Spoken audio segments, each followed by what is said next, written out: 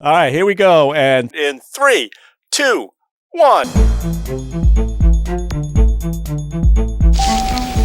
Yippee-Ki-Yay, mother. Welcome to the party, pal. Welcome to Yippee-Ki-Yay Mother Podcast Classic.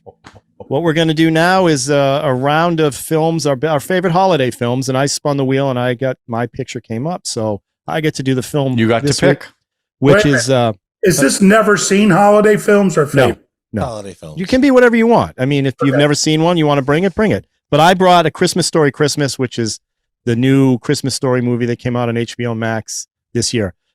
Chris, Have you seen this before? Had I seen it before? Yeah. No. Okay, just no. So we'll do this. We'll do this review, and then we'll do what you watch after the review of this film. Okay? Yeah.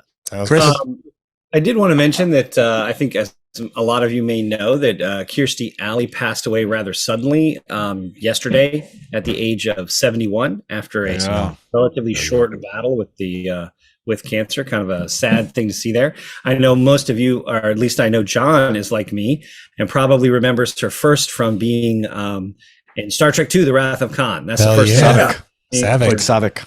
Yeah, as Lieutenant Saavik. And then, of course, Cheers. She, was brought in to replace Shelley Long. And I thought good replacement.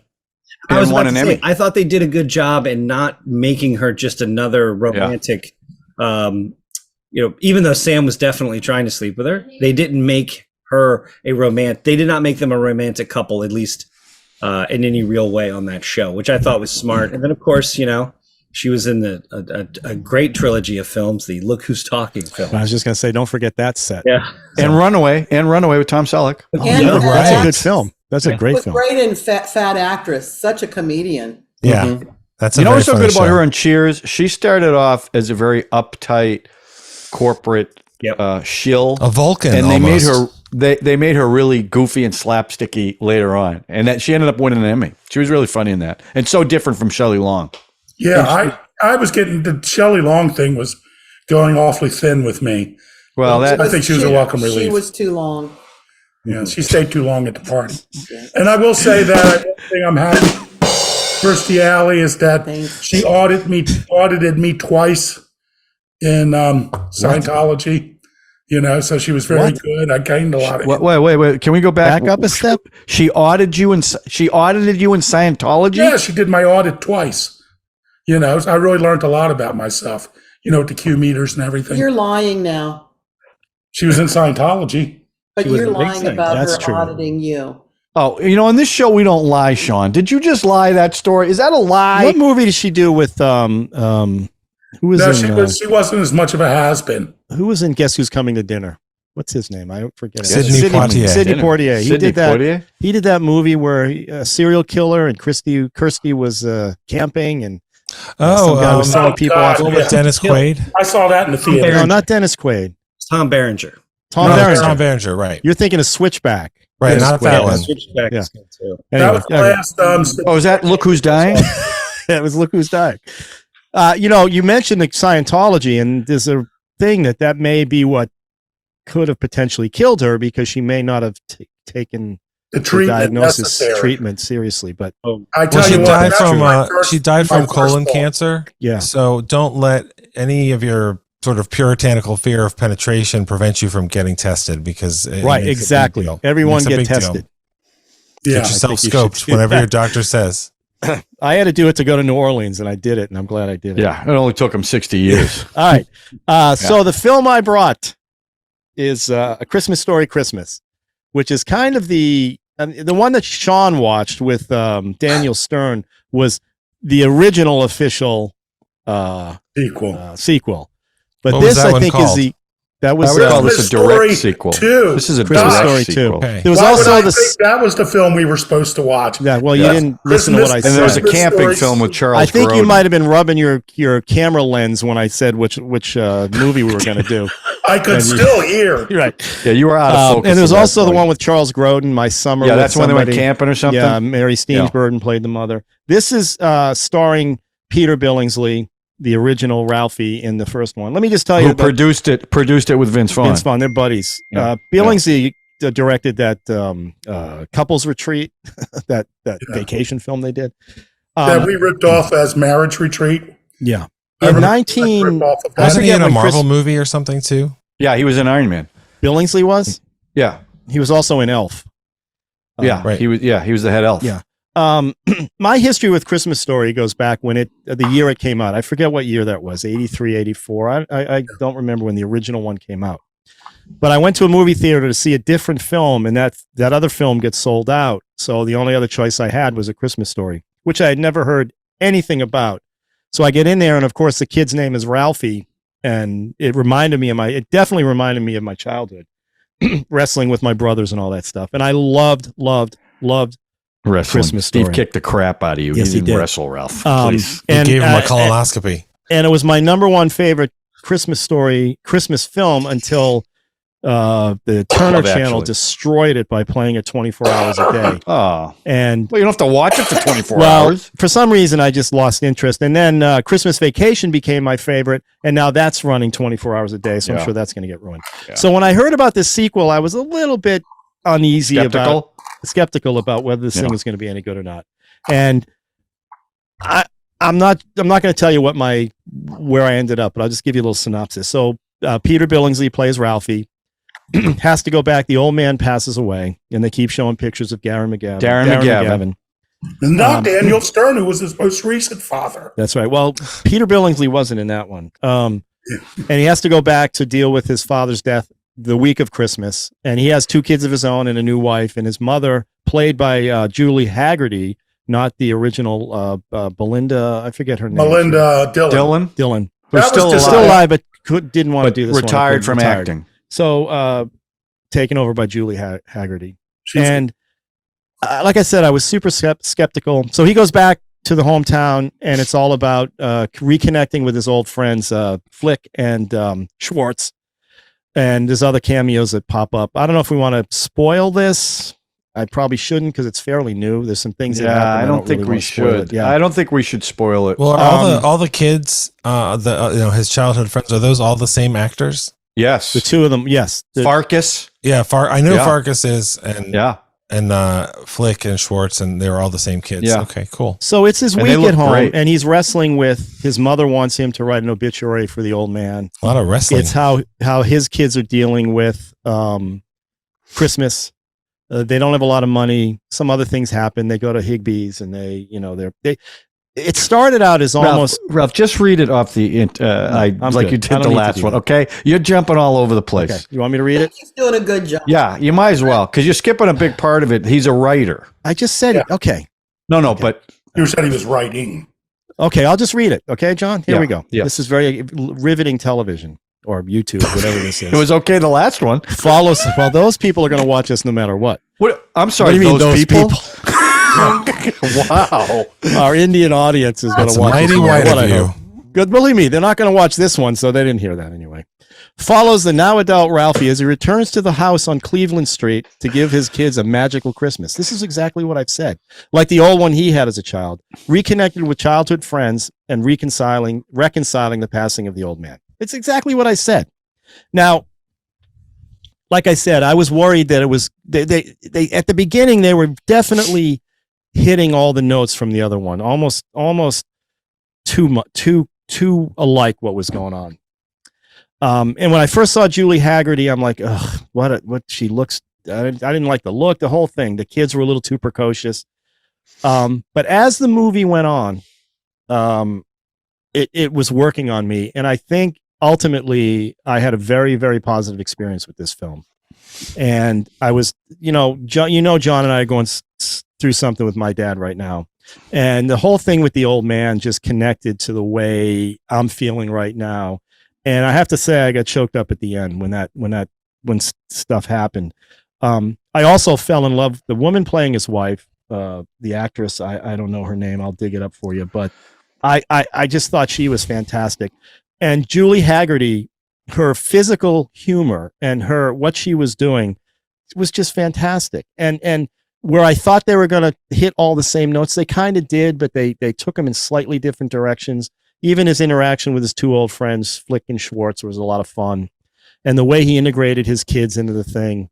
and some things happen that get resolved, and it's a happy Christmas film. And I was totally enthralled by the film, and I was cynical going in because I was worried they were gonna just try to hit the same notes, and they did, but they also didn't. And I thought they did a very good job. And Peter Billingsley was really, really, really good. But again, his wife the woman playing his wife was a standout for me. So Sean, did you guys end up watching this one, or did you skip it? But first, let me say we watched because it bears on this. The first one we watched was Christmas Story 2, right, which is set when Ralphie is old, 7 years after the original. Yeah, Ralphie's 16. Yeah, and Daniel Stern plays the father. I can't remember who played the mother. Mary. No, that wasn't Mary. I don't know the actress who played the mother. And it just hit note for note for note for note. I mean, it's sort of like they laid out the beat sheet and did the same thing. And so it's kind of like A Christmas Story, The Force Awakens is basically what you're saying? Exactly. Got it. Well, there was a couple of times even where I thought I heard the boiler rumbling, and I was waiting for somebody to go and do that, because Daniel Stern did that through that whole film. It's a clinker! Yeah. And I was waiting for like Julie Haggerty to do that, but thankfully that did not happen. Yeah. So I think they stayed away from that enough to keep it interesting. Well, unlike that second one felt like a total money grab. Wow. That they were going to go for it. Yeah, and I thought it was sweet because he had his first crush on a girl and wanted to get a car. So there was a certain degree of sweetness involved. Same thing. But, obviously Billingsley couldn't play that character because that film was too late for him. He could not have played 16 when they did this film in the 2000s. Now, I will say, I was not as enthralled with this film as you were. However, I could definitely tell it was made with more affection for the characters. Oh, yeah. And the one thing that got me, that I felt was weird, is sort of like the dad's buried. There's no obituary. Dad just dies. They drive. It's like, what? No funeral home, no this, no that. It's sort of like, that really kind of took me out because it. What, you want to see a movie about a funeral? What is it? You want to go to the Christmas funeral movie? Oh, yes. I think he was down in the basement. I think she put him on ice till they leave. That's what I thought. But well, it was Christmas time. Yeah. So, did I get choked up at the end? The answer is yes. Yeah. But in some ways, did I feel that it had more affection for the characters? Yes, but it kind of reminds me of, to me, the most one that goes for heartstrings more than any other movie I can remember recently is My Dog Skip. Oh my God, yeah. Where they do everything they could possibly do to get an emotional reaction out of you. Well, isn't that any dog film?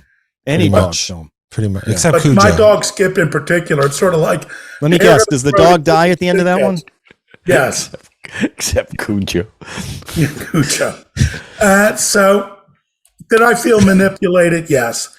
I was very disappointed that Julie Haggerty was in the film, because I would have liked to have seen the real mom. Because not only was she in that film, she was also in a film we saw here on Yippee-Ki-Yay. She was in, Slapshot. Yes. Where we got to see her breasts. Yeah, that's. I wanted to see her. Merry Christmas. Wow. Okay, thank you, Mr. Skin. And it was an important scene. It Slapping added something. to her character. But Julie Haggerty, I thought was really good. That's what I mean. I resisted her at first. I agree. But then as the film's going on, I'm like, boy, I'm thinking of actresses. I can't think of anyone who would have done a better job with that role. Well, and they did her hair just like Melinda Dillon. Well, her the hair scene was exactly like the other actors. Where she's trying to avoid the Christmas carolers. Yeah, that was funny. She was. I just loved it. That's what I mean. She grew on me. And by the way, the actress's name, Erin Hayes. I just thought she was delightful. What else has she been in? She was in Children's Hospital and a lot of comedy stuff like that. She's very funny. Oh, Bill and Ted Face the Music. Yeah. Oh, okay. Yeah. No, she was really. The Goldbergs. I guess she was in the Goldbergs. I never seen for a while. And Debbie, what did you think, Debbie? Okay, so this movie, boy. it is reminiscent of Christmases Past, and I think that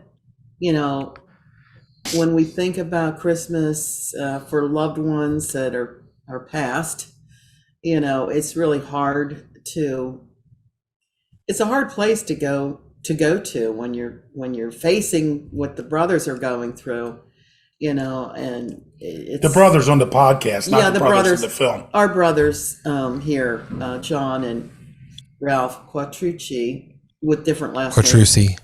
Quattrucci and Quattrucci. Thank you, Drew. You got it, buddy. They've made that clear. They're two different distinct. One is right and one is wrong, but we don't need to get One into was that. adopted. But they're both brothers and they have this father. So, I mean, it's really sentimental, right? When we think about Christmas past, and this movie attempts to recapture those, ancient days to me. Well, and to be Because they- the original film, that was the whole point of the original film. Gene Right. Shepard's. And I think it was like in 1974, I saw this last version that we saw, The movie's set in 74 right, which is or 75. ancient mid-70s. history, right, fellas, right? Oh, right. This one is set in 75. Yeah. Yeah, I wasn't so born. that's I don't like remember. a long time ago. Yeah. So, But it was 40 years after the original in their world. I think it was 40 years after right, his so it's kind of hard to 40, uh, 30. where we place 20. it. I mean, I will always watch a movie and I 10. think, well, how old was I when that was going on? So it's a lot of. I think they made some. You did the same thing during Podvavat. You're like, how old was I when that movie was going on? Oh, wow. So that's what you took away. I mean, like I said, with what's going on with me, that the ending is what really got to me, and the fact that he was going and to deal with his father's stuff, and going back and helping his mother.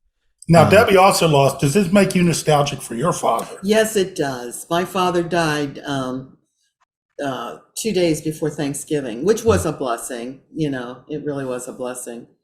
So we were all there the weekend prior to his the weekend that we went to go see him. Then 2 days later, he passed away. So it was so nice that all the family got together and be together for his final. And we were all singing back in his room Christmas carols, and Yeah. it was like amazing. Well, this film definitely evoked that. But by the way, this film was fun. This is not a sad film. Let's just get To that. me, it was very nostalgic and very, Right. very reeked with old memories. So Well, again, that's what the first movie did for me. The very first one, this Christmas Story. So, Chris, what about You you? like this film? Chris is the only one with Chris in the name is in Christmas. So, Yeah. Well, You can't have Christmas without Chris. Yeah, you can't. I absolutely adore the first one. The 24 Hours of a Christmas Story doesn't bother me. I just turn it on at various places throughout the day and usually catch most of it. But it's like, of course, I've seen it many, many times. But long story short, I didn't see it in the theater. Very few of us did. But I did catch it on video, where it obviously became a big hit. This movie didn't really do much for me. I watched it, and it was, the ending was definitely kind of brought some things back together, especially, your Christmas morning moment, which was terrific. However, like the other professional element, I don't want to get to like his professional situation. I could see that like miles away, and that might have been very much the way it happened for Gene Shepard, right? Don't get me wrong, like that might have been actually something of a true moment, but to me it felt like it's like, oh hey, here's Scott Farkas, and here's Scotty, and here's Flick, and here's Randy, and all of that stuff, and it really just kind of felt like it was. I was really surprised we didn't make a quick stop back by the Chinese restaurant. That's so. I thought that was coming. No, I thought that was I Or really the dogs were going to come in and Well, the dogs were there, and Right. all of that kind of stuff. So all in all, I was really just I was very meh on this film. I was kind of hoping for something a little different. It just didn't really hit with me. But I will admit that final moment, like, in the morning, that was pretty great. It's like, it's kind of, because you kind of forget about it, and then it comes back and you're like, oh wow, yeah, because it's completely logical. Do you know what I mean? It's a completely logical sequence that's legitimately, that's legitimately. But seriously, what in a case like this, what could you expect to be different? What would you want it to be like? A to not serious exist. does not Yeah. exist?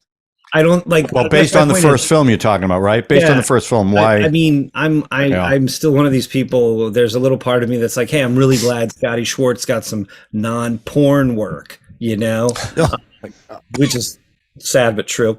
But seriously, I'm happy to see some of these guys getting some work, but it really just.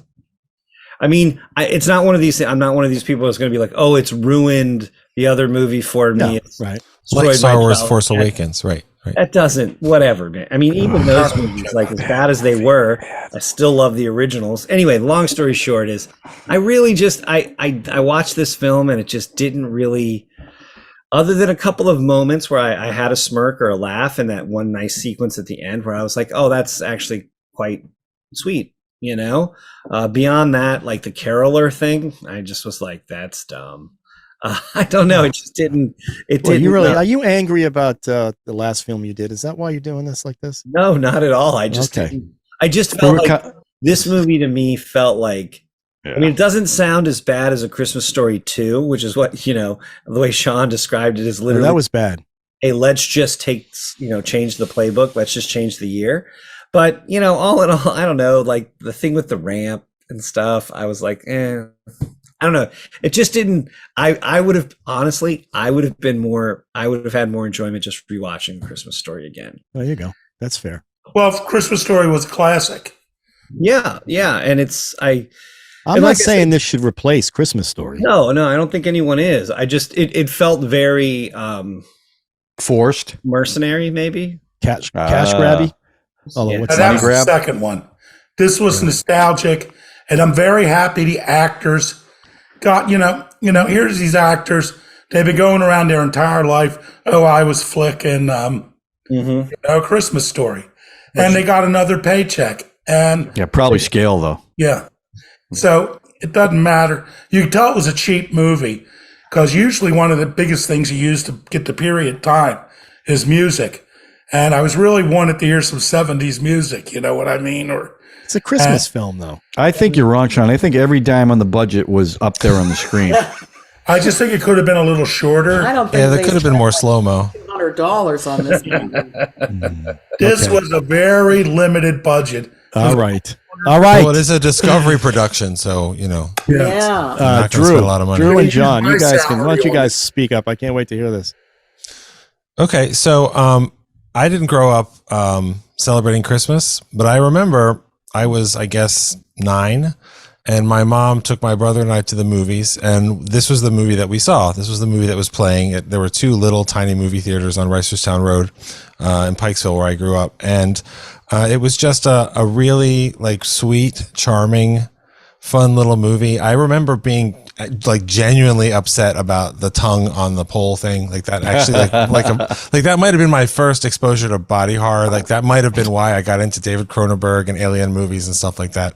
And my mother-in-law, we lost her about 3 years ago, and she loved the movie, and she loved it being on all day during Christmas and that sort of thing. And we actually went with her. We took her to see the musical version when it was at the Hippodrome here in Baltimore, and it was just like the movie, and it was very sweet and everything.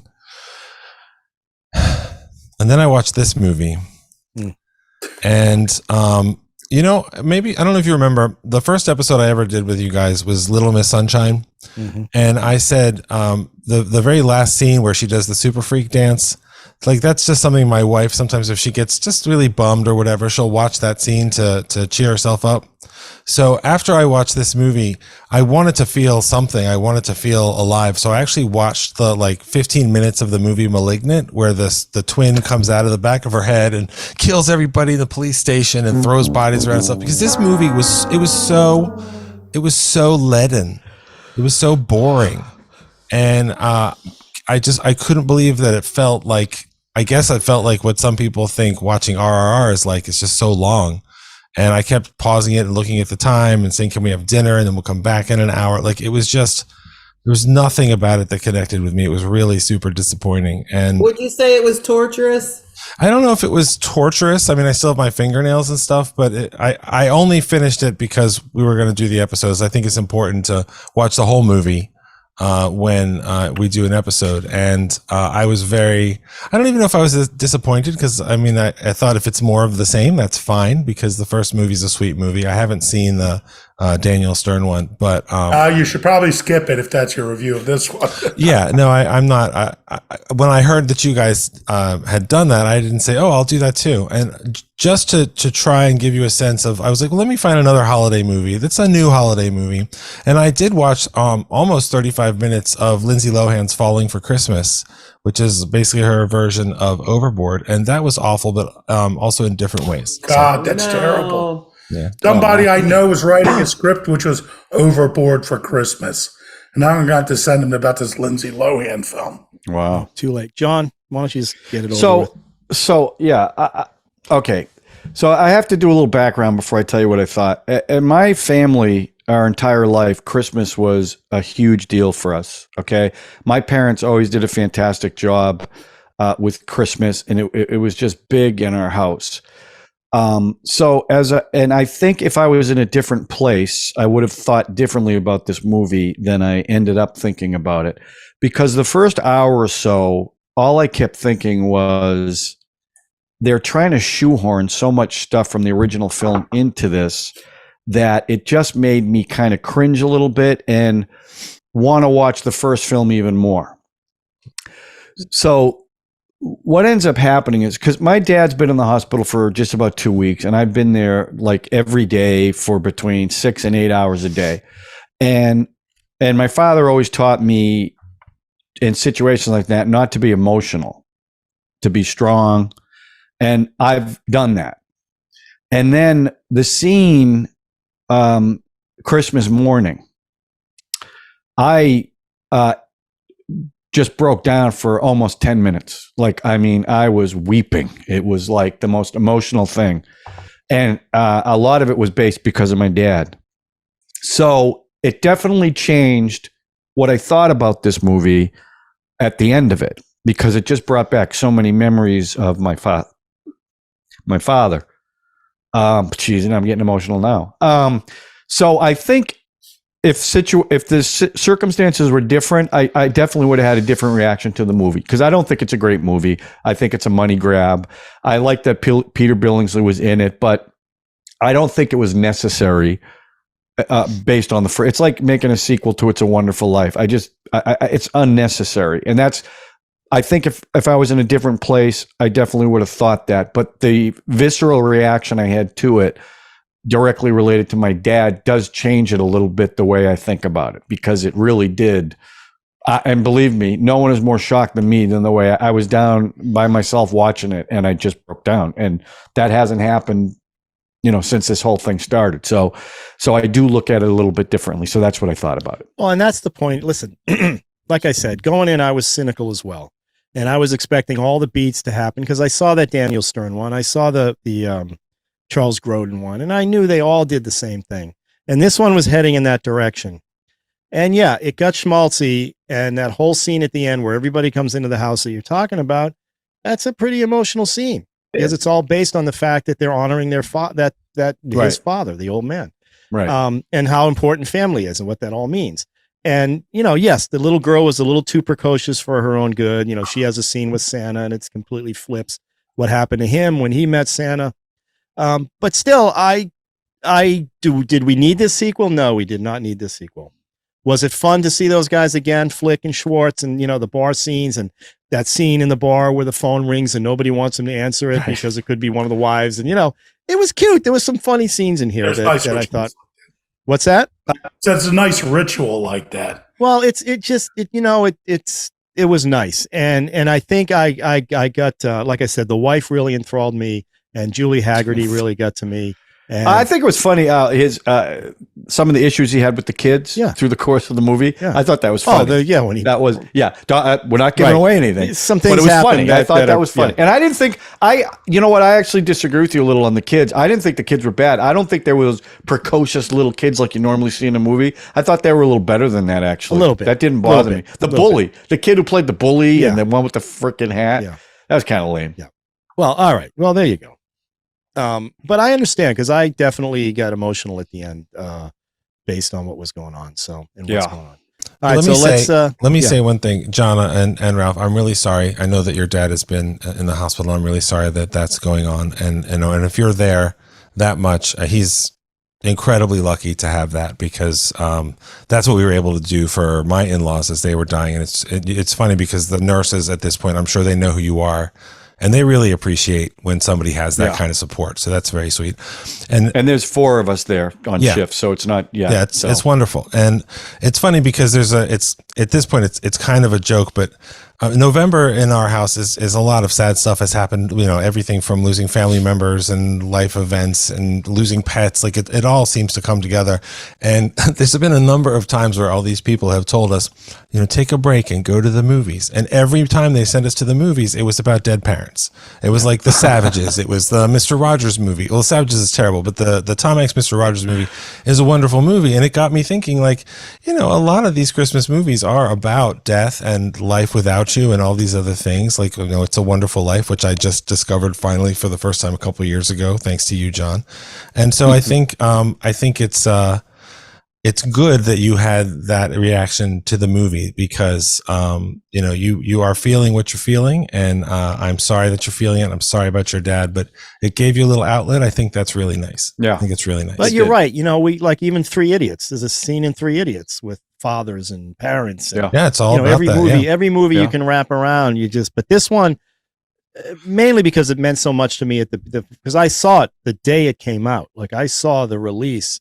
Didn't know what it was. So I have a big You're talking about the original. Yeah. The I original, have a huge history with this film, which is maybe why I was a little more easy on this one. And I was not wanting to be easy. I was ready for it to be a piece of shit, but I thought they did a pretty nice job. So anyway, let's I'll just say I'm Yippee-Ki-Yay on this one. So you guys can all let me know. Well, I'm going to say Yippee-Ki-Yay for the memories. You know what I mean? And yeah, you know what? I agree with that. I'll give it a Yippee-Ki-Yay for that reason. And the reaction. So you're saying people should watch the film? That's what you're saying. I think. Look, it brings your family. I mean, it's about family, and it's about memories, and it's not a great movie. Listen, this is not like, for me, Love Actually is a repeat film I'll watch every Christmas. Yeah. Same with Christmas Vacation. This will not be one I'll watch every Christmas. Right. And it used to be the original I'd watch every Christmas, but this would not be a go-to Christmas movie like the first one definitely is. No. So, yeah. And Christmas Vacation, same thing. Sean? Yippee. Meh. Okay. But, I was a sucker. I got emotionally pulled in. I resented it, though. They got me, the bastards. Yeah. Yeah. Chris? Yeah, I'm gonna go with Yippee-Ki-Nay. You really didn't like that caroler scene, huh? Christmas caroler. I'm going to agree with Drew on this. Everything just felt flat. And flat. I like the final scene at Christmas time. That was good. That was strong. Yeah. But then, like I said, the issue with his professional career change. Right. That was like, it may have been realistic, but that may have been what happened. But it just, I had a feeling. But like I said, I would say, you know what? Skip it. Just watch the old one again.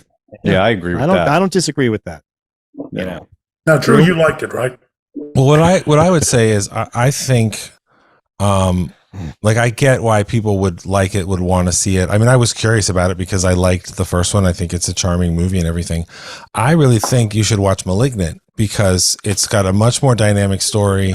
It's a lot of stuff about parents, siblings, like all this stuff. And the last half hour is you are genuinely surprised, which was the complete opposite of this movie. So my review of A Christmas Story Christmas is I recommend you stay on HBO Max and you go watch Malignant. All right, that's a ringing endorsement right there. All right, let's immediately get to what you watched and clear this out. So, Drew, what'd you watch?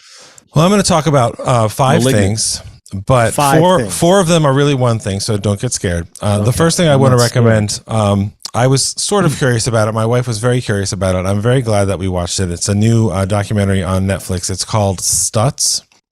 It's Jonah Hill's documentary. He basically wanted to make a movie about his therapist because his therapist has been helping him deal with a lot of very challenging things, including some specific things that I won't say because it's part of the movie. And it's really interesting because this guy has a very specific approach to how he helps people and how he thinks therapists do and don't help people and how they can get something or not get something out of it. But the movie itself, there's so much more to it and what it has to say about, making a movie and telling a story like this. And it may be 90 minutes. It's absorbing. It's beautifully shot. It's mostly in black and white. And I've always, Jonah Hill's one of those people. I've just always felt a lot of affection for him. He's been in so many different movies. He's so many different kinds of performances, and it's very raw and it's very sweet, and it's definitely worth a watch. The other 4 things, I watched 4 trailers this week that made a big, impression on me. One was called Violent Night with David Harbour as Santa Claus foiling a home invasion. That just looked fun. One is called The Machine, where they take Bert Kreischer, the stand-up's signature routine about accidentally robbing a train in Russia, and turned it into an action movie starring Bert Kreischer, which looks very funny. But the 2 that really got me, there's one called Cocaine Bear, which is about a bear that eats cocaine that falls out of an airplane. I saw that. It looks amazing. It's got a great cast. It's directed by Elizabeth Banks. That's in February. That will bring me to the theater.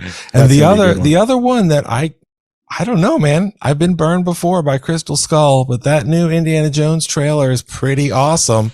Indiana Jones and the Dial of Destiny and time travel. Please. I don't know what the story is, other than I guess they do a lot of de-aging of Harrison Ford, and I didn't really see it in the theater. I imagine we'll see it more in the movie, like watching Robert De Niro beat up somebody with his old man body as a young man in The Irishman.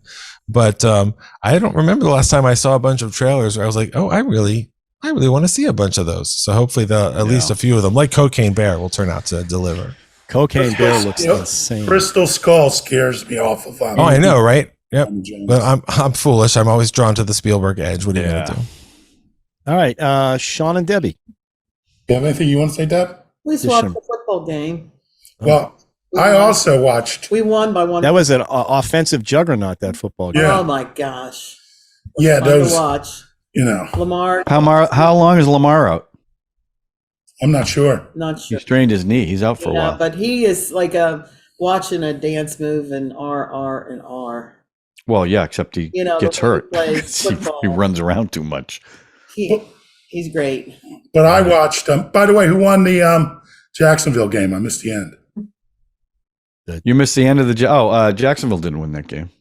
Didn't he get hurt? Trevor Lawrence got killed, didn't he? Okay. He got hurt. But I watched Terminator 2 Judgment Day. Oh, great movie. Nice. And you know what? Some films don't hold up. Yeah. That is a monster film. Yeah. I sought it out because I've been watching the trailer for Avatar. And I'm like, every time I watch that trailer, I'm like, this is every worst impulse of what's the director? James Cameron. I mean, you see the first one? Dances with Wolves. The first in one I Space. liked, but I don't remember anything to that. I felt like the first one when I saw it was written by a 15-year-old. Like well, The Fifth he's Element, such a but bad not fun. writer. Like Titanic would be a great film. Love Fifth Element. It is a great film, but some of that dialogue and some of those characters are just so unbelievable.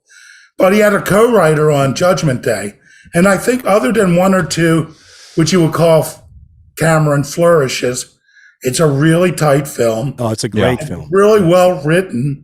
Yeah. He should have that guy co-writing everything he does. Yeah. And it really held up, and Schwarzenegger and, Robert Patrick and Eddie Furlong. Linda Hamilton, when she got pumped, it just really holds together. It's a great movie. Yep. It's going to be that and Aliens are Cameron's great films, and then Titanic. But I may have to do for my own channel, a reaction to that Avatar trailer. It's like I'm watching the trailer. When first Avatar came out, I think it was one of the first films that was like totally invented world, and that's what was amazing. A 3D, we saw it in 3D, and it was totally invented, and it was fascinating just to be in that world.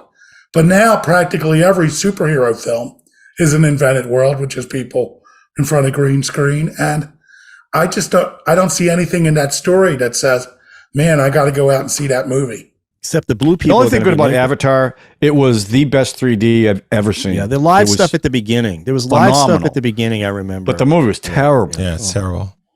You know, it's funny you mentioned Terminator 2 because I probably said this in the RR episode, but Terminator 2, I think I was 15 when I saw that. So, and I loved it and I still love it. And it hasn't been a movie that I'm afraid to revisit or anything, but it's one of those things because it's such a good movie and such an influential movie. And because I remember it so well, like I'll see other movies and I'll see other things and I'll remember little things from that movie. And when we saw RRR, when they're doing the piggyback ride, and he reaches up and he pulls the bolts of the rifle, and it's just so cool. It was just like you just saw him on, with the lever action shotgun on the motorcycle. Because I remember that that happened in the theater, and the whole audience went, "Oh, cool!" Yeah, it was cool. And the motorcycle really jumping off the middle of that. Yeah, it's just great. I'm glad that you had such a positive experience, and I agree. I mean, I love Aliens too. So John, what'd you watch?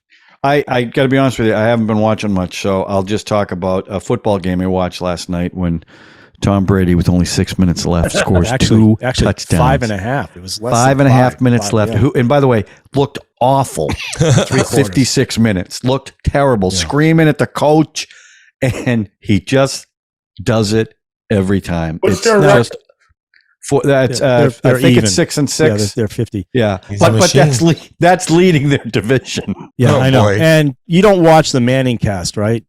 No. That's too goofy. Well, they were on with Randy Moss while all this was going really? On. Yeah.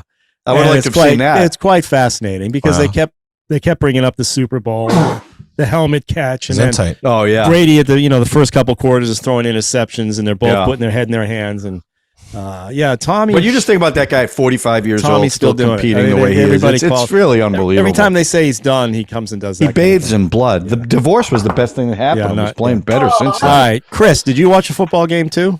No, I didn't. But I did watch the first couple episodes of Sandbaggers on Drew's suggestion. Did you like it? It's excellent. It's one of those ones. It's 3 British series, and it's even shorter than most. It's only like 4 episodes a series. So I'm already like preemptively angry that there's only 12 episodes. That's how much I enjoyed it. But my wife and I did get to go to the movies up in Chicago. We got a little time, so we went to the movies, and we saw the Banshees of Inisherin. Ooh, and how is that? Is it's hard to describe that movie. It's relentlessly grim. After we came out of it, my wife said, "You know what? That movie was obviously put out by British propaganda because it's what I liked about it was it's a black comedy if there ever was one. But it basically, you know how we've seen so many Irish films or movies set on these little islands near Ireland or off the coast of Ireland, and everything's kind of funny and everybody's quirky. No, these are miserable people all on this miserable, dull little island. And that's kind of the point of it. It's pretty, I won't say that's the point of it. And it's basically about a guy who's starting to realize his own mortality is closing in on him, and he's decided that he wants to act differently. And that means that one of his friends, he can't a lifelong friend. I'm tired of wasting my time with you in the pub. This is with Colin Farrell, right? Colin Farrell and Brendan Gleeson. Okay. Who were fantastic together in Bruges. In Bruges, which is great. It's a great fantastic film. But honestly, coming out of this movie, I wasn't like super happy or super thrilled or thinking it was super great. It's one to maybe catch on. Then your wife went partying. Well, yeah, we later after that we went out and had a really great time. But there you go. We got to clear that stuff. Well, Chris, did you see 3 Billboards by the same director? I did not see the 3 Billboards in Ebbings, Missouri, whatever that's called. Now that was pretty happy. Yeah, that was lighthearted. Yeah, I mean, I love In Bruges, but I mean, I hear the Banshees of Inisherin is cut from a similar cloth, so I'm very excited to see it. But it sounds like dreary. It is, but I mean, don't get me wrong. If you like a good dark comedy, you will probably I enjoyed it more than my wife did. In Bruges was moody like that too. Yeah, that was. That's very dark. It reminds me of the story. It reminds me of the story that of a woman was hitting her head, kept on hitting her head, and the doctor asked her why she was doing that, and she said, "Because it feels so good when I stop." That movie. I've been waiting for one of those. Yeah, because You know, sometimes you just want to be miserable. Yeah. Well, Don't ask me. Chris, check out Three Billboards. I think you'd have a good time with it. It's an interesting movie. Will do. You don't have to hit your head on anything All right. if you don't Well, like it. I hear That that's doesn't an get early it Oscar subscribed. contender. I Nothing will. also went to the movies this weekend, and I Oh. also saw the trailer for Cocaine Bear. And Oh, that you saw it in thing the theater? Nice. Yes, that thing looks out of control, and Yep. not to mention Mafia Mama with what's her name? Mafia Mama. Are these Hereditary. What's her name? A24 films? Yeah, Oh, Hereditary. Kate What's- Blanchett. I'm not Kate No. Blanchett. Toni Collette. Toni Collette plays a mafia. I got my Dawn. actresses mixed up. I can't wait. Anyway, I saw Violent Night with David Harbour, Oh, how was it? which is Die Hard at Christmas. How was it? It was fucking awesome. Oh, Okay, cool. that's how it was. Now That's it's how we some get of the reviews. demonetized. Some of the reviews are a little iffy, but this thing is David Harbour is fantastic. I'll Now bet. we all saw. Did you see Fat Man last year with Mel Gibson?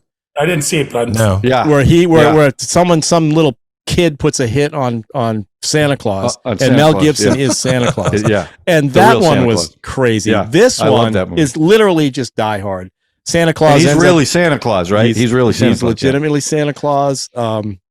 It from the moment it starts, it's tongue in cheek and great. And John Leguizamo playing the main villain is great. And there's so many. Obviously, there's a ton of shout outs to Die Hard. I mean, it's all over the place. Down to music, there's music in there that tinkles, and there's other things that happen. It's Die Hard. Is it worth seeing in the movie theater? 100%? All right. You know, and it's the same guy who directed Dead Snow. You ever see Dead Snow? Mm-mm. But the dead About the Nazi- Nazi zombies Yeah, that come Dead Snow alive 2 at a is ski better, resort. but it's I fun. saw Yeah. that. What'd you say? The second one was better? Yeah, the first one is kind of like a little slow, and you kind of think, when is this going to really like explode? And the Quite a second one premise, I is gotta say. completely insane, like Yeah. Nazi zombies in tanks, and it's just great. I mean, you see in the if you watch the trailer, you see most of the good stuff, and there's such a good homage to Home Alone too. There's not Home Alone 2, Home Alone also. Home Alone as well. Also, Home yeah. Alone.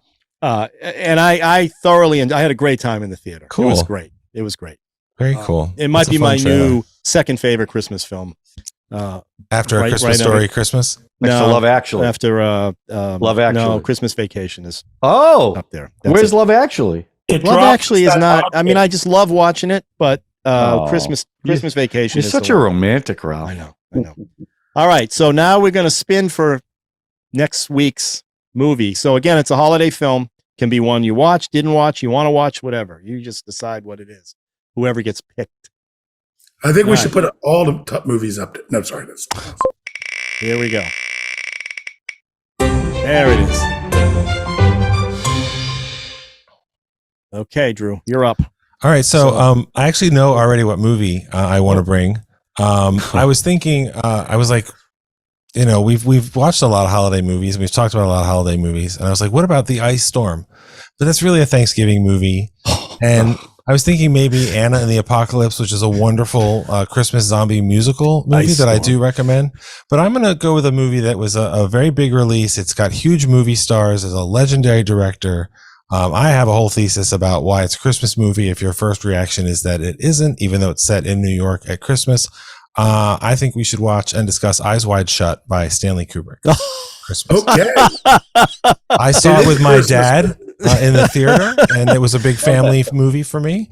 And I have not watched it in a long time, and I remember my watched it reaction since the to it. So I'm theaters. kind of curious to see what I think about it now. I have just recently seen that, so you just gave me a break. I don't have to worry this week. There you All I have go. to do is an Indian film. So, yeah, interesting pick. All right, Yeah. Nothing says Christmas like John is Eyes so Wide Shut. John is so.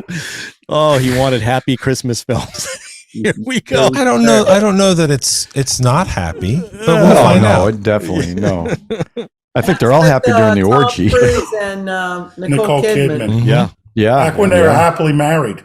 yeah. Well, they were married at least. So Yeah. Yes, definitely takes place at Christmas, right? Big All Christmas right, I'll have to parties get involved. I'll have to get Rosie to watch this one. Yeah, oh yeah. I mean, You'll it love it's the last movie, although he died right before it was finished, but it's the last movie that one of the greatest directors of all time made. So Kubrick. just for that alone, it's worth investigating. But I mean, you can run hot and cold on the best movies either also, but I think it'll be interesting. All right. Right. Okay, I don't know what hat you're going to wear next week, John. I'm probably going to wear a mask. Yeah, wear a gold mask. Right. Yeah. All right, everybody. Subscribe. Or an Epstein mask. Subscribe, hit the button. Do some good stuff. Get us Smash the like smash button. the like button for the holidays at least. Thanks for watching, everybody. All right, everybody. Thank you for Eyes wide shut next week. Have a good week, everybody. See you guys. Yeah.